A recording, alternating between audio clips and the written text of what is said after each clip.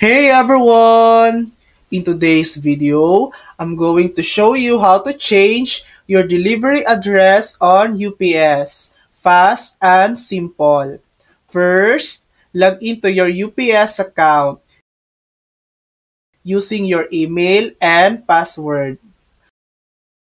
Once you're logged in, click on the profile icon in the top right corner. Then select My Profile. Under your account settings, find your default shipping address.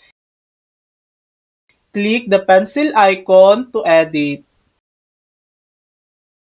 Now, enter the new delivery address you want to use. Once you are done, scroll down and click Save to update your address. And that's it. That's how to change your delivery address on UPS. Thanks for watching.